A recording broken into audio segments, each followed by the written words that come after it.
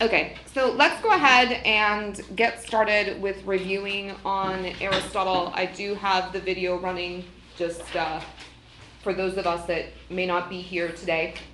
So I want to go back to this idea just to recap that the ancients were very concerned with this question of change and how do I explain change? How do I explain that things remain the same and yet change? And Plato is going to give it to us in terms of the forms are perfect, but when they get copied, that's when change comes in as a deterioration of the perfection that does not change. And Aristotle is basically going to look at this and say, well, wait a minute, change is not a deterioration, or it's not always a deterioration. Sometimes it's a going forward. It's an improvement, right? So what Aristotle is basically going to say is that for every substance in the world, that it is made up of essence plus matter.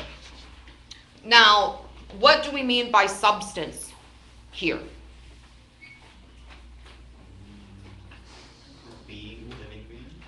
Being, and that's kind of complicated because that seems like it would be a living being. And reasonable people disagree on this particular interpretation. I still think that you can talk about a water bottle as being a substance.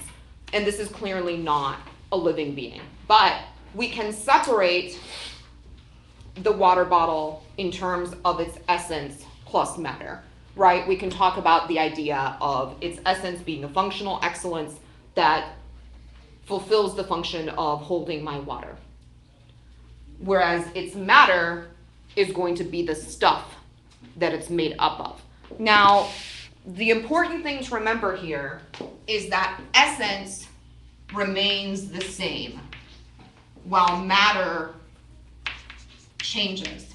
And so a lot of what Aristotle is going to be up to is talking about properties that are essential, properties that remain the same, and properties that are accidental, properties that change. So you'll remember last class we talked about this idea of dog, right? And we said that there are certain things that are essential properties of being a dog, and there are certain properties that are accidental, like the color or the size.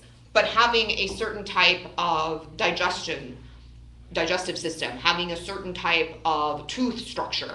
If we had a veterinarian here, she could list all of the things that are essential properties of being a dog and the things that are changeable properties of being a dog.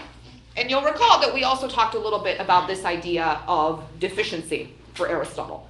So he says that everybody is trying to move towards the prime mover, and we'll talk a little bit more about what that means as part of the process of actualizing. There are a couple of words that Aristotle uses a little bit differently than we do in everyday language. So if I look at you and I say, Catherine, you have great potential, that usually means that you're capable of achieving something, right? What's kind of confusing about Aristotle is that the way that he uses that word is pretty much the opposite.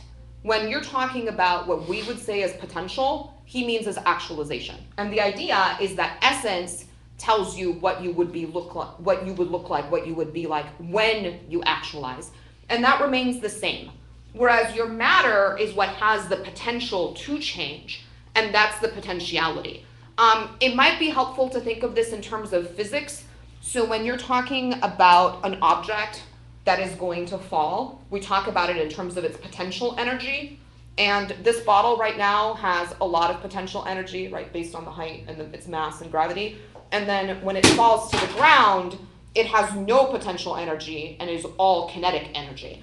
Similarly, if you think about it this way, an object that is completely actualized is going to have no potential. It's going to be all actualization. Can anybody give me an example of a being that is pure actuality? What's your idea of God? Maybe. The idea of God, which Aristotle is going to call The prime mover. The prime mover, right? So the prime mover is prime in the sense that it is pure actuality. It is pure essence. So the prime mover has no physical matter. It has nothing that would change being involved in pure actuality. So Aristotle is going to be very concerned with this idea that as human beings, we're rational. And that being rational, we're really engaged in linguistic practice. I don't know if this is something that you've ever thought about, but I wonder about it from time to time, because I talk a lot, incessantly, all the time. And sometimes I wonder, like, why is it that I never shut up? Like, what philosophically is this linguistic practice doing for me? Why do human beings talk to each other? Especially when we consider the pitfalls of communication, right? I'm sure that all of us this weekend have had some misunderstanding with someone where linguistic practice failed us. And yet, like completely irrational creatures, we keep coming back to this type of engagement. So why is it? And Aristotle is going to say that it's because there's something about our linguistic practices that reflect reality. That when we talk, we're not just engaged in an empty practice. We're saying something real about the world.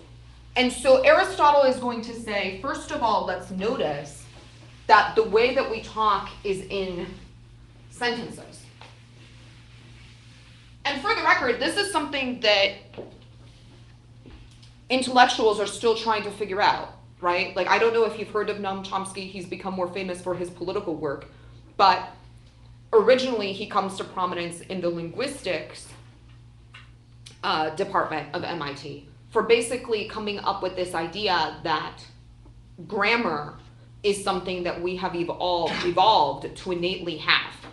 Part of his argument is that it would be impossible for us to learn linguistic practice as quickly as we do if it weren't the case that human beings are sort of hardwired to have certain grammar structures already in our brain. And then as we learn language as small children, what ends up happening is that we latch on to certain grammar structures, okay? Now, Chomsky's breakthrough would not have been possible without Aristotle's category, I would argue, because part of what Aristotle does is to basically say, okay, let's notice the fact that we don't just spit words out there, we talk in complete sentences, or what Aristotle is going to call combinations. And specifically, what we notice about these combinations is that they are affirmations. In other words, they are sentences that have a truth value. So when I say the sentence, the cat is on the mat, we can talk about under what conditions is that sentence true, right? When there is a cat and there is a mat, and the two are combined in such a way so that the cat has the on relation to the mat, right? And we could, I'm not very good at drawing, so I'll spare you the drawings, but we could have a drawing of a cat that is not on a mat, and we could have a drawing of a cat that is on the mat, and we would all understand what that's talking about. So the idea here is that these types of sentences, it makes sense to say, hey, is this true? Is this false? And under what conditions is it true or false? Notice that you may not always be in a position to establish the truth or falsity of a certain claim, okay? So let's take the sentence, Matthew has a soul. Is that an affirmation? Is it a statement? It is a statement. It is a statement. Does it have truth conditions? Yeah.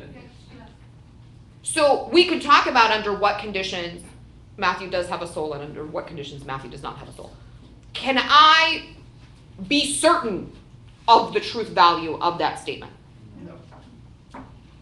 I'm going to say no. It's possible that tomorrow I'm going to open the newspaper and I will say, I will hear headlines, scientist discovers the truth of the soul, or philosopher discovers the truth of the soul. But for right now, I'm going to say that's a statement that has a truth value, but it's a truth value that I may not be able to access, okay? So the idea behind combinations or statements is that they are true or false. Whether I can establish their actual truth or falsity, separate conversation. But we can at least talk about them in terms of having a truth or falsity. So if I say, how are you, it doesn't make any sense to talk about the truth or falsity of that, because it's not a statement, it's a question. So Aristotle is going to claim that when we are affirming something about the world, there are two relations that we're going to use: said of and in. And the idea is that if you have something that is said of but not in, or in but not said of, or both said of and in, we have four different possibilities, right? So the medievals, when they rediscover Aristotle, because you will recall that Aristotle was lost to the Europeans for quite some time, when Aristotle resurfaces, there are a whole bunch of monks running around, right? And when you think of monks, you think of them as being very fastidious and very orderly. So the moment that they get Aristotle, they decide to draw this all up in a chart, okay? Now that's not how Aristotle himself described it, but that's one of the beautiful things about reading this stuff in the 21st century, is that we don't necessarily have to understand it in the way it was first presented. We can understand it in the way that it's best presented. So we have this table that is also in your lecture notes that we can describe.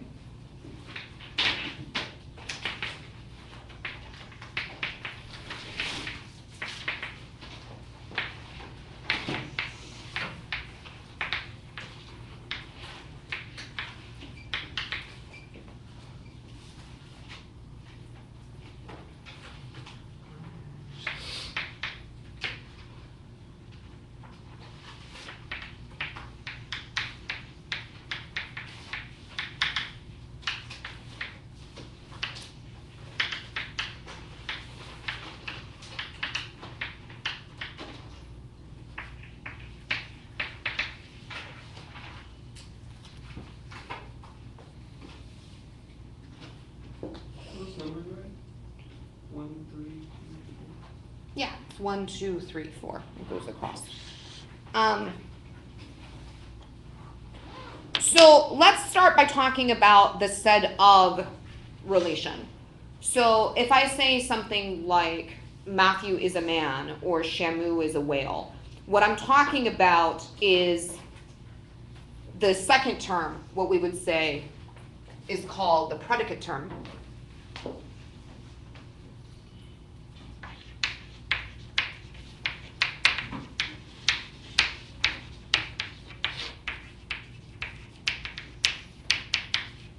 That the predicate term is saying something about the kind of thing that it is. So you can think of the said of relation as being something about a class inclusion, okay? So you can think of this as saying, okay, here is the set of all whales. And in order for something to qualify as a whale, it has to have certain properties. And that when we say that something is a member of whale, then it is involved in that class. It relates to that class. It participates in that class, so you speak. So the box in number 1, when we're talking about things that are said of but not in, that's going to have to do something with classes of things. But that then leads to the question, what does he mean by in relations? So it's helpful to think of these in terms of, let's talk about, okay, this is what said of means, but not in. So then let's talk about in, but not said of. That way we can understand what in is trying to get at. So first of all, said of and in are two different relations. So we know that they're going to have to be different. So when Aristotle says that white is in a subject, the idea is that we're attributing a certain quality to that object. And there's something to be said for it's a particular trait that exists in that object, not necessarily in that class of objects. So if I say something like Shamu is friendly, that would mean that the trait of being friendly is in Shamu as a specific whale.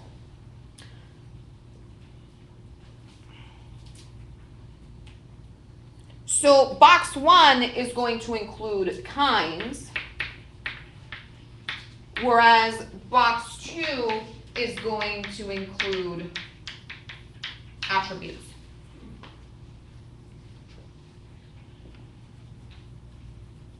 Let's move on to box 3. What does it mean for something to be both said of and in?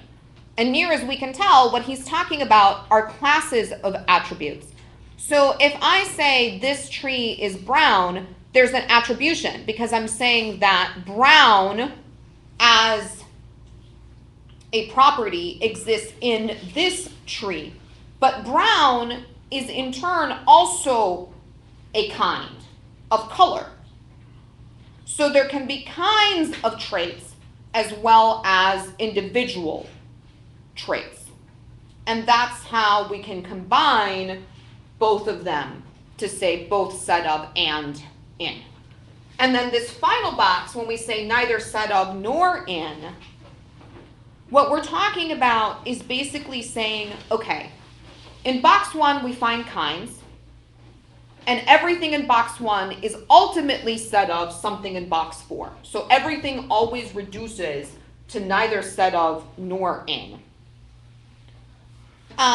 In box 2, we find attributes, and ultimately they're describing something in box 4. Box 3 is saying something about the kinds of attributes, which are going to relate to box 4. So the point here is that box 4 is talking about the actual substances, and that we always have to go back to the actual substances in order to understand something about the world. And that makes sense because Aristotle is an empiricist, right? So what he's basically saying about the world is if you want to know something about the world, go out, experience the world, but then philosophically reflect upon it in order to understand its essences. So when I'm engaging with specific substances, with specific beings, I'm at this level. And then when I'm talking about the kinds of properties that the substances have, that's when I start going into these 3 other boxes. So that's what he means when he says that these are individually and numerically one, right? That I'm talking about Fido. I'm not talking about all dogs. I'm talking about this particular dog. And then we can build up from that to have some sort of ontology.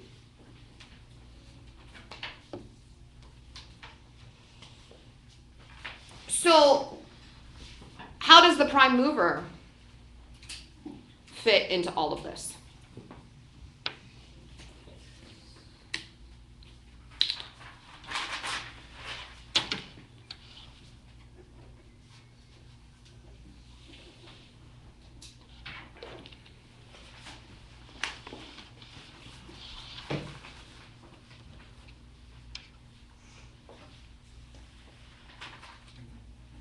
Silence, not a sound from the pavement. Has the moon lost her memory?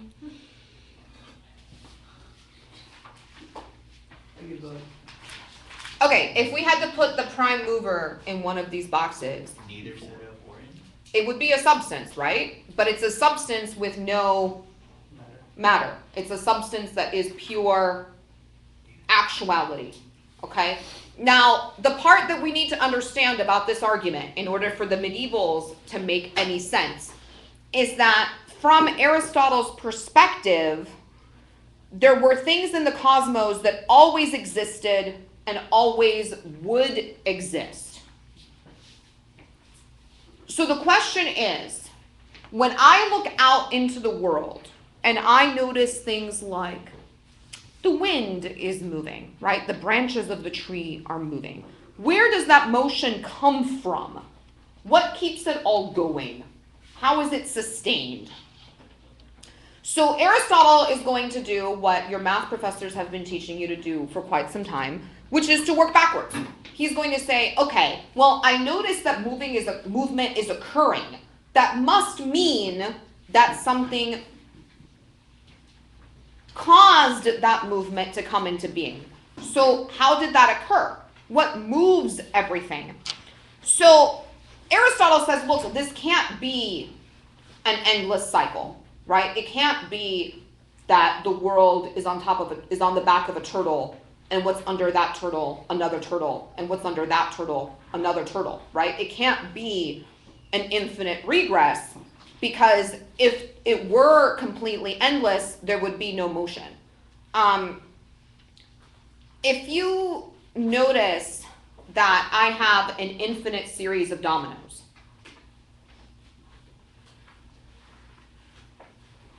I have to knock over the first domino in order for the second domino to be moved, right? So if you notice that the last domino has been moved, you can say, okay, something must have occurred in order to make that happen. But because this is an infinitely long series of dominoes, you can't be sure what's going to happen. So you might say, okay, well, go and topple the very last domino to get the series started. Now, if you think about this for a moment, if the series is finite, in other words, that there is an end to it, then you will be able to start the series, in which case the dominoes in front of me will move eventually. However, if the series is not finite, then you will not be able to topple the last one, and those in front of me will not move. So the moral here is that if the series is finite, it will move, but if it's infinite, it won't move, because there must have been an origin of the motion. There must have been a first one. So for Aristotle, the way that this is going to work out is to basically say the first mover of the domino series cannot have been an ordinary domino. Because if it were an ordinary domino, it could only have moved because something else moved it. But if it was the first, then there cannot have been anything else that moved it, or else that would have been the first, right? That's just kind of by definition of what it means to be first. So the first mover of the domino series must be the sort of thing that moved the series without being moved by the series. So that's why the prime mover is sometimes called the unmoved mover. It is that which moves, but it's not itself moved. Which, if you think about it in terms of being pure essence and having no matter, that makes a certain amount of sense, because in certain ways it's impossible for it to be moved by something else. So the idea is that it did its job of moving the series without itself moving. So that's why we call it the unchanged changer or the unmoved mover. So the idea is there is motion, therefore there must have been something that got this motion started. It had to come from somewhere. And if anything changes, it has to have a material nature, because that's where potentiality comes from. Remember when we had up on the board, substance is essence plus matter. Matter is what gives us potentiality. So if something is pure actuality, it's not going to be possible for it to be physical, because then it wouldn't be pure actuality, it would be pure potentiality.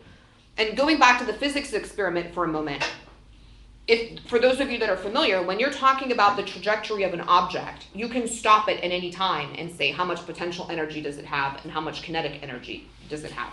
It's easiest to calculate when it's not in movement or when it hits the ground, but we can do it at any moment, right? So the idea is that any substance could be more or less matter or essence. The prime mover is going to be pure essence. I'm going to be a mixture. And presumably you couldn't have a substance that was pure matter. It's going to have some essence. But we can talk about those border cases, like what if I take this water bottle and I put it in the fire and its essence is gone, something along those lines. But don't worry about that for right now. So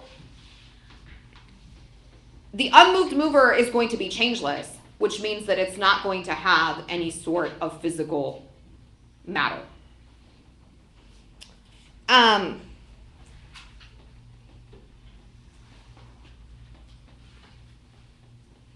And the idea is that the prime mover moves you.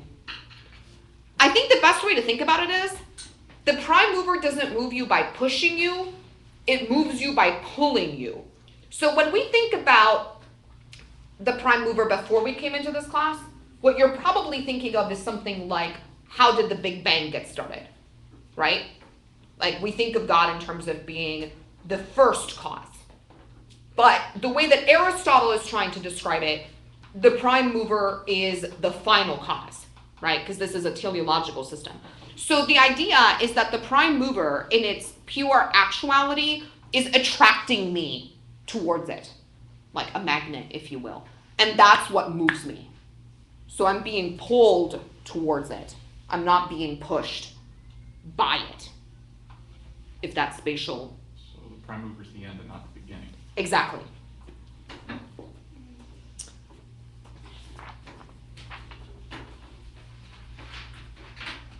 Because this is frustrating because Aristotle calls it the first mover, right? So from that perspective, it seems like the prime mover should be beginning the cosmos, but that's not what Aristotle had in mind, because from his perspective, the cosmos are eternal. So talking about them as coming into being on the basis of the prime mover makes no sense. So the unmoved mover is the starting point of the motion of the cosmos, in the sense that we're all moving towards it.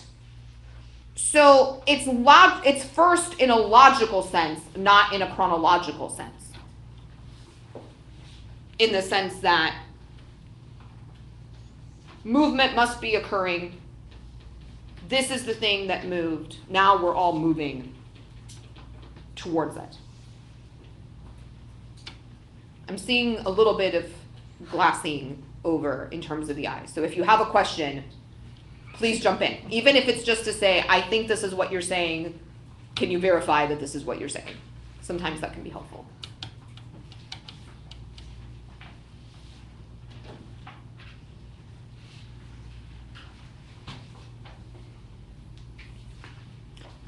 And then last class, you'll recall that we went through the four causes, right? And hopefully this lecture has helped to explain a little bit more why the four causes are so central to Aristotle's way of thinking about the world. Because once the prime mover exists as the final cause of the universe, then it makes sense to start talking about, okay, well, how do these changes occur, right? Then we have the four causes: the material cause, which is the substance that has the physical part of the substance that has to change. We have the essential cause, which is the essence that tells the substance how to change. We have the efficient cause, which is the energy that brings about the change. And then we have the ultimate purpose of the change as a cause. So once again, think about it this way. The prime mover is the final cause, the ultimate final cause of everything. We're all moving towards it. I want to take a little bit of time to talk to you about Aristotle's ethics. That's not something that's really in the lecture notes. And if you were to take ethics from me, we would be talking about it in more detail. But I think it's helpful in order to understand Aristotle's overall point of view. So one of the things that Aristotle talks a lot about is this idea of habituation, of habits. And for him, if you're going to be an excellent person, if you're going to be actualized, if you're going to fulfill the promise of your human essence, one of the ways that you do that is through having good habits. So Aristotle's point is that human beings, we habituate all the time. We look for patterns in the external world. That's part of how we come to have all of these linguistic practices, right? Is that we look for patterns. So when I see a dog, I think, oh, well, this creature is kind of like this other creature that I saw, there's a similarity. Let's talk about it in terms of both of them belonging to the class dog, right? Similarly, how many of you, when you got up this morning and tied your shoes, thought about how you tied your shoes? I actually did, I don't tie shoes. but that's only because I'm teaching my kindergartner how to do this. Okay, so because you were teaching your kindergartner, you said something like, okay, here's the one bunny hoop, and then here's the other bunny hoop, and the one ear goes through the other ear. I don't even remember the story, right? Because I don't have kindergartners. But the idea is that if you said that to yourself each and every time that you tied your shoes for the rest of your life, can you imagine how time-consuming that would be? That would be ridiculous, right? So instead, what we end up doing is we create habits. So when I stumble into the kitchen in the morning to make coffee, I don't think about each and every step that I go through in making the coffee. I just do it. And the reason I just do it is because I have become habituated into doing it, okay? So Aristotle's point is that human beings, we will just create habits. And here's the problem. The habits that we create, are they always good habits? No. So his concern is that if you're conscious about creating the right kinds of habits, then those habits will carry you through. But if you're not conscious about the kinds of habits that you create, you will fall into habits anyway, because that's part of how human beings are, is that we habituate, we create habits. And if you fall into bad habits, that's really a concern. Like procrastinating? Exactly. So the problem with procrastination is that it's a habit that perpetuates itself, right? If I wait until the last minute to do my paper for this class, then that's going to put me behind in my other classes, right? So I can't just procrastinate on one thing and not procrastinate on everything, because it's a habit that's going to reverberate. Similarly, things like cussing. I don't know if you've ever found yourself in a situation where you cuss a lot, and then all of a sudden you find yourself cussing in a situation where you really shouldn't. Well, if you never cuss, if that's just not a habit that you have, you're not going to be in that situation where you accidentally drop an F-bomb in the middle of an interview, because that's not just something that you do, right? You're not even going to be tempted into that kind of habituation. So, in the book, The Nicomachean Ethics, Aristotle is writing this book for his son, Nicomachus. And he's trying to say to Nicomachus, this is how you become a good person. This is how you become a virtuous person. And a lot of it is talking about creating the right kinds of habits. So you're in luck because you have a kindergartner, right? Which means that you can instill in your kindergartner all sorts of good habits. And right now, your kindergartner doesn't know any better. In the sense that, boy or girl, if I may ask? Okay, so your lovely little kindergartner, he's just running around trying to understand something about the world, and because he's human, he's going to habituate. Now, if you instill in him really good habits, like brushing your teeth after every meal and eating nutritious food, then no matter what happens when he goes out into the world, nutritious food is going to be what resonates with him, because that's what he's used to. All right? Now, I want you to understand something, because philosophy, when done well, should not just be about understanding the history of the ideas. It should give us a platform for analyzing and making sense of our own lives. Not all of us were raised with perfect habits.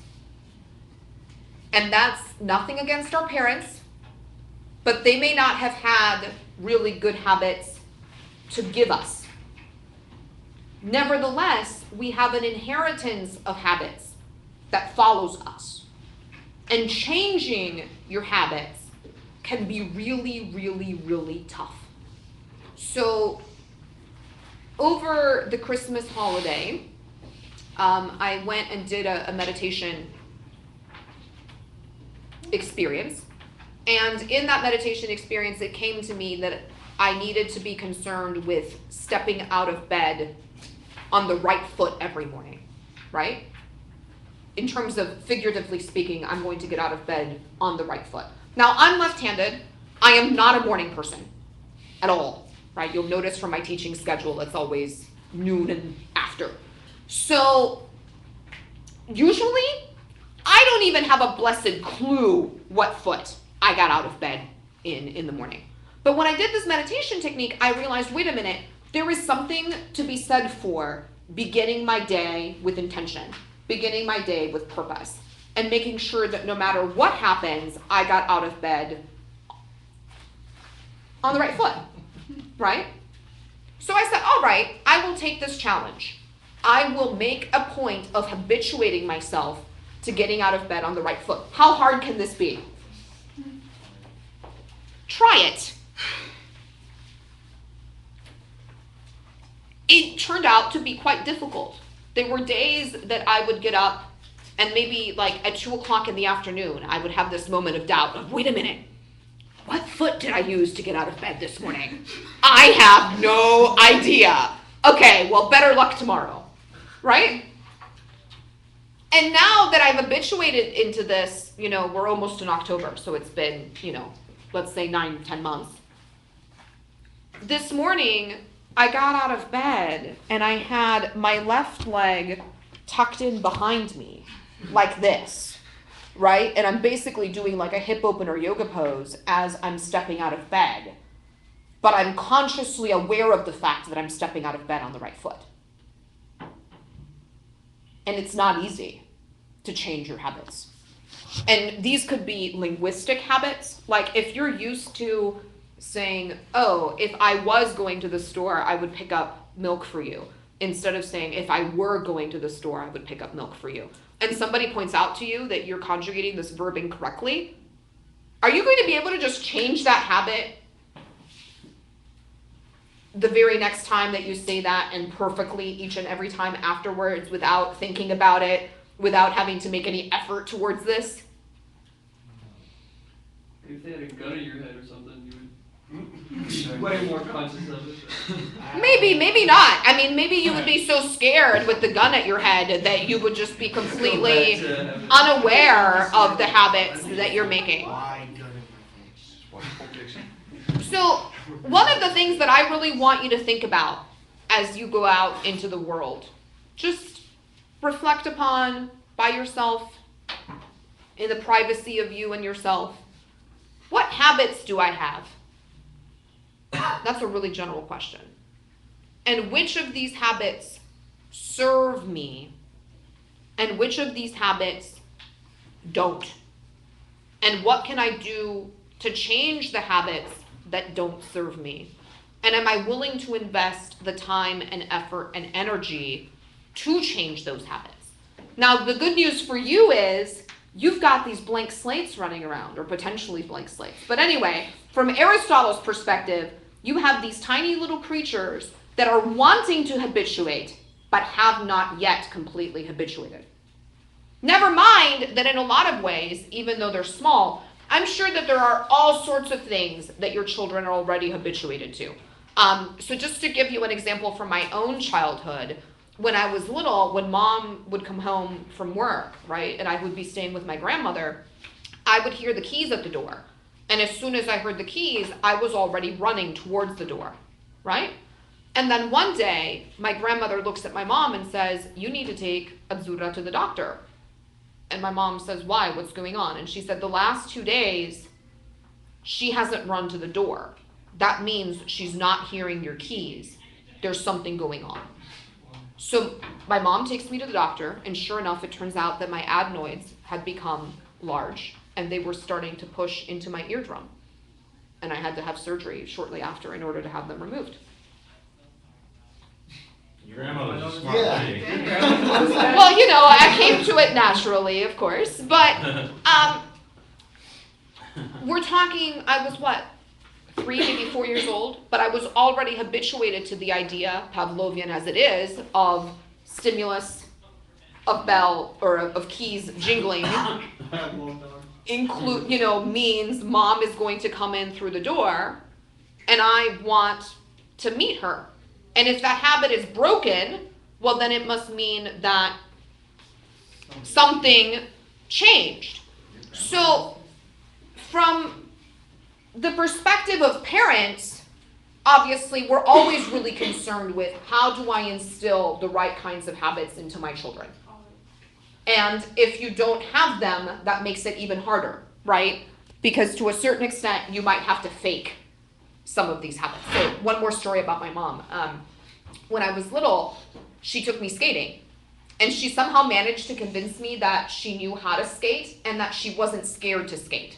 And I found out maybe 10, 15 years later, at some point I was, throwing on my rollerblades and saying, "Hey Mom, why don't you come down to the skating rink with me?" And she looked at me and said, "You do know that I don't actually know how to skate, right?" I was like, "What do you mean? I have all of these memories of you taking me to the skating rink." And she said, "No, I would just put on my skates and kind of stand next to the thing. And I've always been really scared of skating, but I figured that if I told you that it was scary, then you would think it was scary. So I just hid it from you and told you to go out and have fun, and if you fell, you weren't going to get hurt.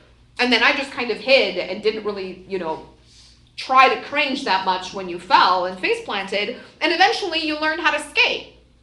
But that's a conscious thing that we do, okay? So for those of you that are planning on having children, you may wish to read the Nicomachean Ethics before you do, or as you're raising your kids. But what I find really intriguing is that any time that I pick up any sort of self-help book on how to change your habits, in the first chapter, always a reference to Aristotle.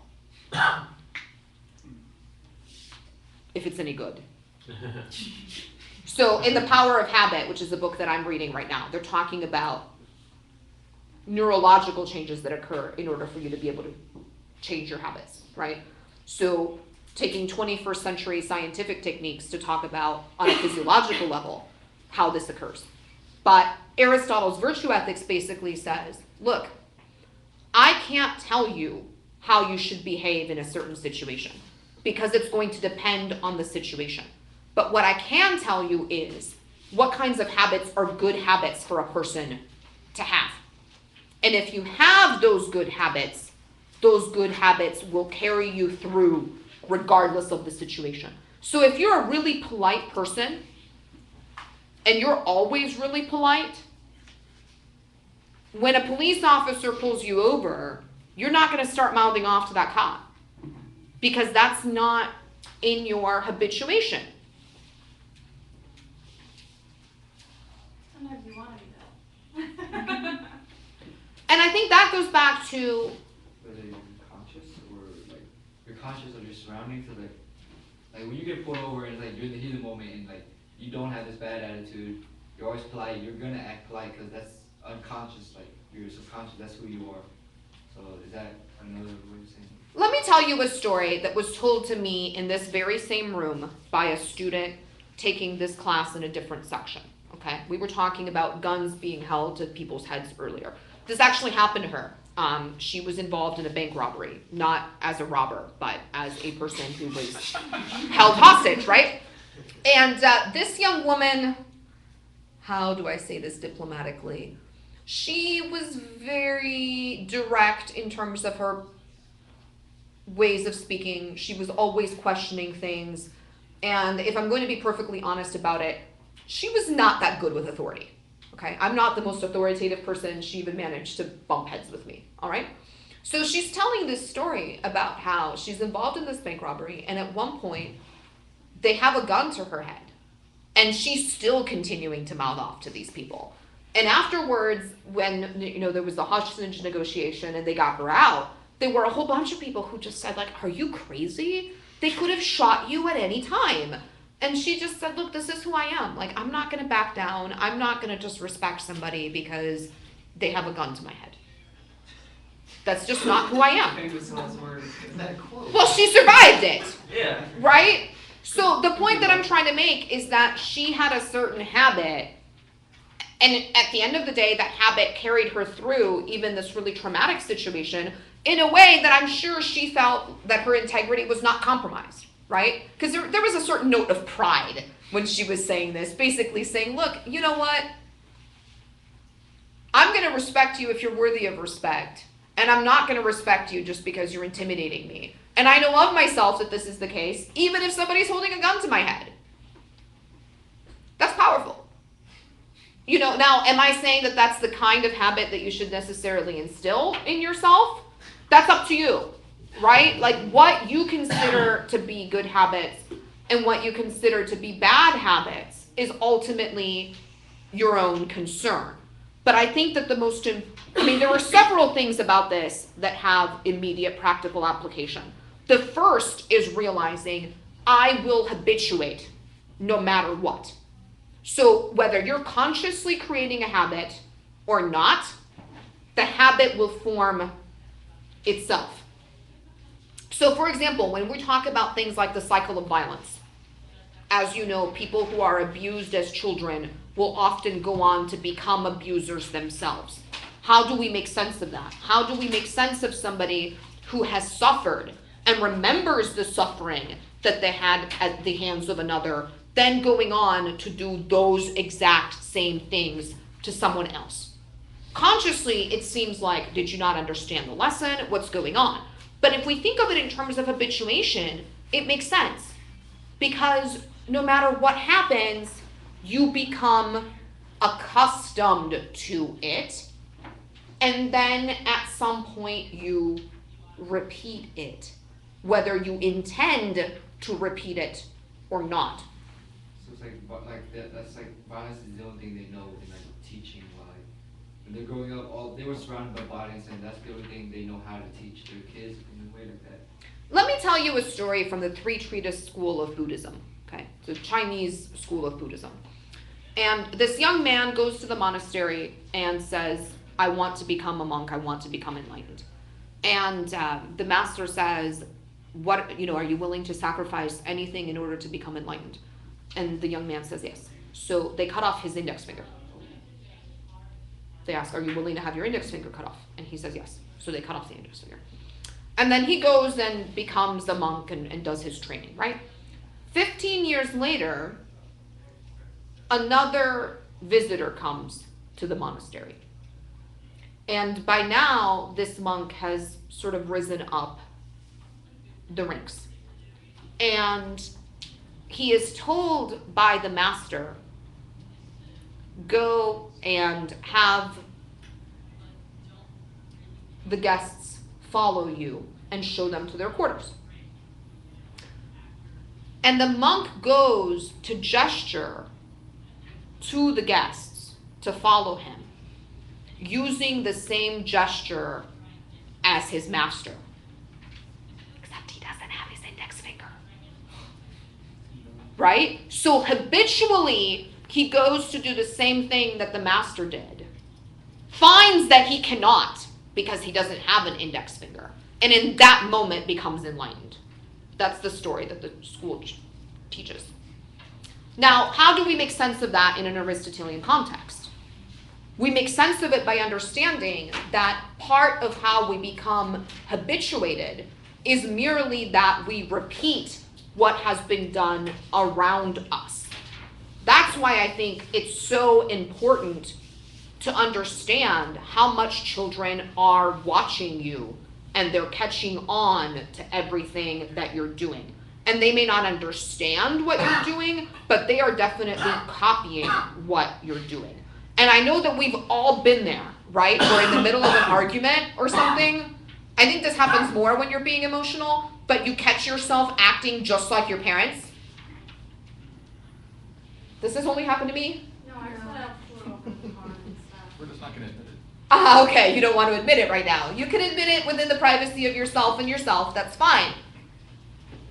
But this happens, that you find yourself acting in these ways where, I think going back to a physics way of looking at it, habits have a certain inertia that they carry with them. So if you're going to change your habit, the rule of thumb is that it generally takes 30 days to change a habit. And I will say that after the first 30 days, getting out of bed on the right foot was substantially easier than during those first 30 days. I won't say that I do it perfectly each and every time. I may forget that it's even something that I'm trying to do for a couple of weeks. But in those weeks that I forget, sometimes I notice as I'm stepping out of bed, oh, I stepped out of bed on the right foot today. Even though I wasn't thinking about it, even though I wasn't conscious of it, my habit carried me through. I think this is easiest if you think of it in terms of physical habits. So I practice yoga, and there are a lot of movements that you do repeatedly. And I find myself sometimes that I'll be thanking someone, and my hands automatically go to Anjali Mudra. And it's not conscious. It's just that I'm so used to the idea that this is a thinking posture that my hands immediately go to it. Or if I'm trying to move in a certain way, I may naturally fall into a yoga posture because my body has become accustomed. It's become habituated to moving in this particular way.